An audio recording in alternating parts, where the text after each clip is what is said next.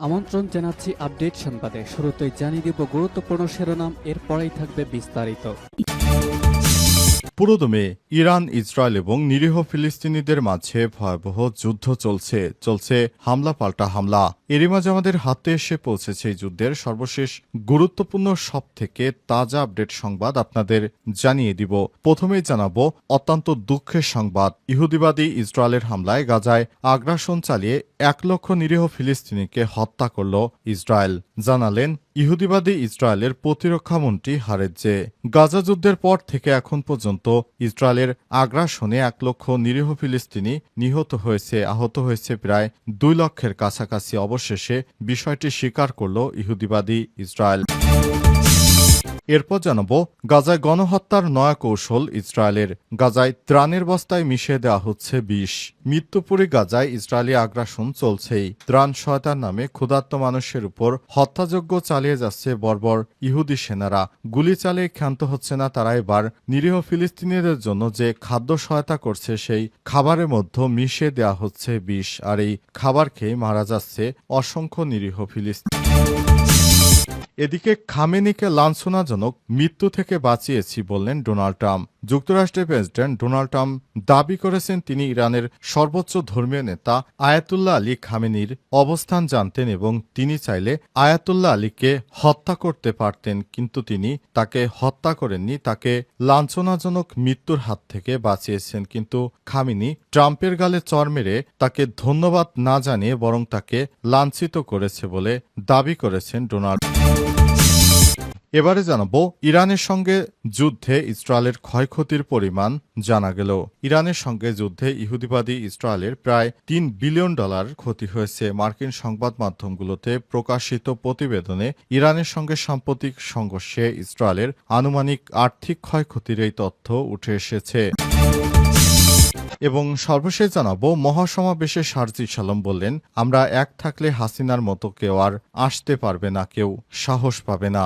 আজ ইসলামী আন্দোলন বাংলাদেশের মহাসমাবেশে জামাত ইসলামের নেতারা সহ বিভিন্ন দলের নেতাকর্মীরা যোগ দিয়েছেন। এর মধ্যে রয়েছে এনসিপির নেতা শারজি সালামও। তিনি বলেছেন, আমরা এক থাকলে আর কেউ আমাদের দেশে শেখ হাসিনার মতো কেউ আর ফ্যাসিস্ট হতে পারবে না। প্রিয় দর্শক, এতক্ষণ শুনছিলেন সংবাদ শিরোনাম, এবারে বিস্তারিত। তবে তার আগে বন্ধুরা অনুরোধ থাকবে এই সংবাদটিতে একটি লাইক দিন। এই চ্যানেলে আপনি নতুন হয়ে থাকলে আমাদের সংবাদটি দেখতে দেখতে চ্যানেলটি সাবস্ক্রাইব করে রাখুন। কমেন্ট করে বন্ধুরা আপনার মূল্যবান মতামত জানিয়ে দিন আপনি বিশ্বের কোন দেশ থেকে বা বাংলাদেশের কোন স্থান থেকে আমাদের সংবাদটি দেখছেন এবং শুনছেন। আর বন্ধুরা, ইরান ইসরায়েল যুদ্ধে আপনি কোন দেশকে সমর্থন করেন কমেন্ট করে জানিয়ে দিন।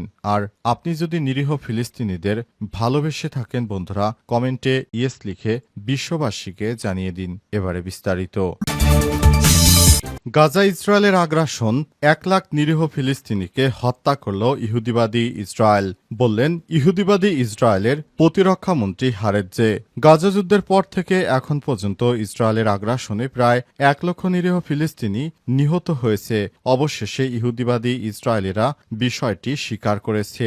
যুদ্ধ শুরু হওয়ার পর থেকে এ পর্যন্ত একের পর এক ফিলিস্তিনিদের উপর ইহুদিবাদী ইসরায়েল হামলা চালিয়ে যাচ্ছে। এই হামলায় এ পর্যন্ত 1 লক্ষ নিরীহ ফিলিস্তিনি নিহত হয়েছে। আজ ইহুদিবাদী ইসরায়েলের প্রতিরক্ষা মন্ত্রী বিষয়টি জানিয়েছে। তিনি বলেছেন, আমাদের হামলায় এ পর্যন্ত 1 লাখের বেশি নিরীহ ফিলিস্তিনি নিহত হয়েছে। পুরো বিশ্ব এখন হতবাক, কারণ এতদিন আমাদের সামনে যে তথ্য জানানো হয়েছিল সেখানে বলা হয়েছিল এ পর্যন্ত হামলায় নাকি মাত্র 56,000 ফিলিস্তিনিকে হত্যা করা হয়েছে। তবে অবশেষে ইহুদিবাদী ইসরায়েলিরাই স্বীকার করেছে তারা গাজায় হামলা চালিয়ে এ পর্যন্ত 1 লক্ষ নিরীহ মানুষকে হত্যা করেছে।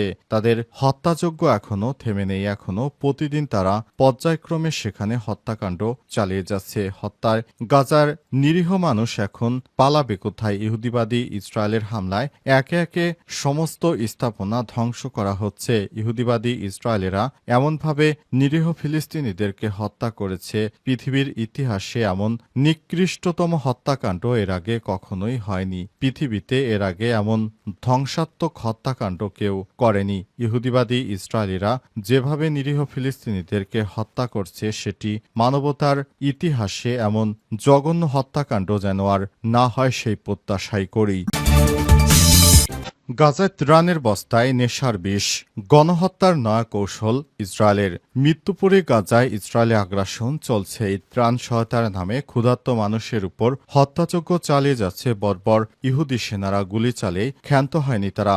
গাজাবাসীদের জন্য হত্যা করতে ত্রাণের বস্তায় নেশার বিষ মিশিয়ে দিচ্ছে ইহুদিবাদী ইসরায়েলেরা বিষ মিশিয়ে দিয়ে সেই ত্রাণগুলো গাজায় নিরীহ ফিলিস্তিনিদেরকে বিতরণ করছে। সেই ত্রাণ খেয়ে খেয়ে যাতে করে নিরীহ ফিলিস্তিনিরা মারা যায়। এমনিতেই গাজায় এতটা ভয়ানক দুর্ভিক্ষ চলছে যে নিরীহ ফিলিস্তিনিরা কিছুই করতে পারছে না। নিরীহ ফিলিস্তিনিরা যেভাবে চলছে তাতে করে ইহুদিবাদী ইসরায়েলেরা একে একে গুলি চালিয়ে ক্ষান্ত হয়নি। তারা এখন তাদের খাবারের ভিতরে বিষ মিশিয়ে দিচ্ছে যাতে করে ওই খাদ্যদ্রব্য খেয়ে নিরীহ ফিলিস্তিনিরা মারা যায়। এ কারণে নতুন নতুন মানুষ মারার কৌশল সামনে আনছে ইহুদিবাদীরা। তারা এতটাই নিকৃষ্ট একটি জাতি যে তারা এখন নিরীহ ফিলিস্তিনিদেরকে হত্যা করতে নানা রকম কৌশল অবলম্বন করছে।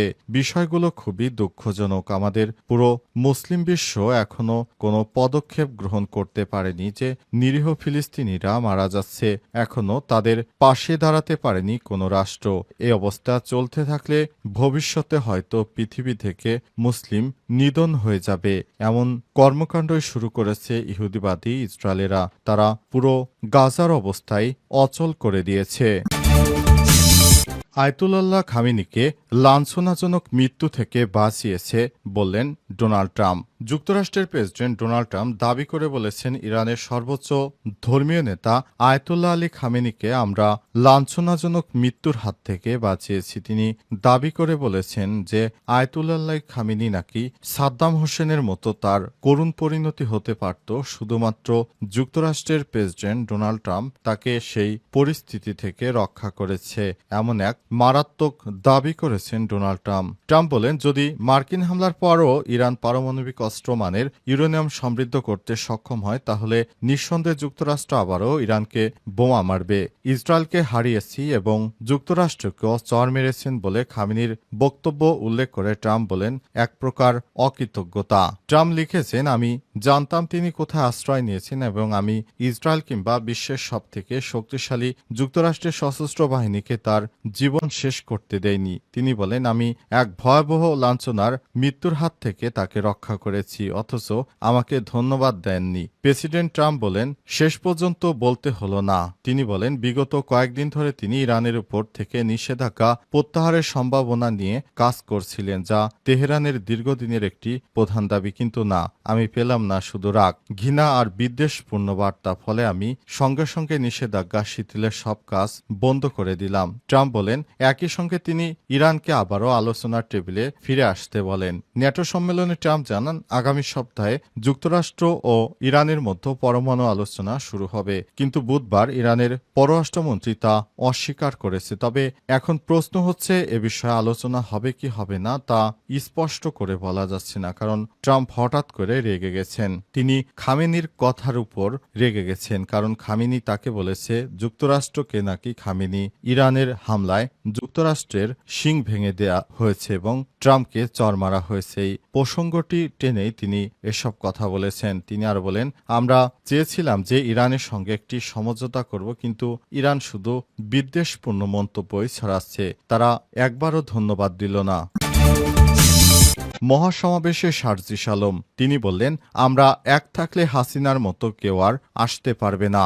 জাতীয় নাগরিক পার্টি এনসিপির উত্তর অঞ্চলেও মুখ্য সংগঠক শারজিস আলম বলেছেন, বিগত দিনে পাঞ্জাবি টুপি পরা লোকদের বিভিন্নভাবে হয়রানি করা হয়েছে।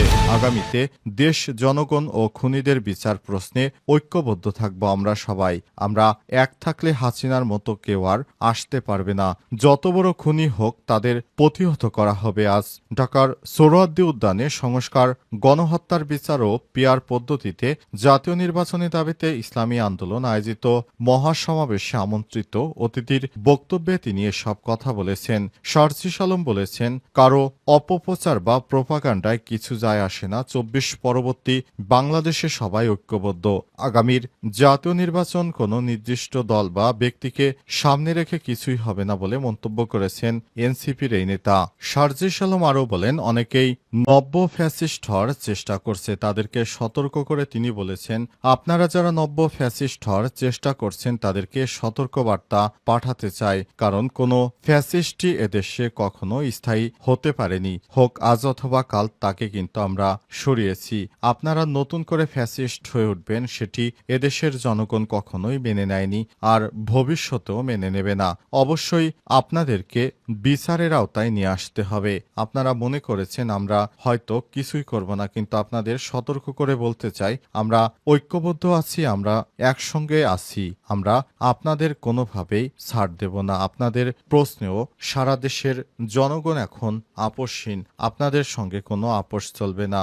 দীর্ঘ 17 বছর জুলুম নির্যাতনের পর আপনারা যদি সেখান থেকে শিক্ষা না নিতে পারেন তাহলে ভবিষ্যতে খুব করুণ দিন অপেক্ষা করছে। তিনি আরও বলেছেন, আমরা চাই একসঙ্গে মিলেমিশে একটি সুন্দর বাংলাদেশ, আগামীর নতুন বাংলাদেশ গড়ে তুলব, কিন্তু সেটা কখনোই হচ্ছে না শুধুমাত্র আপনাদের জন্য।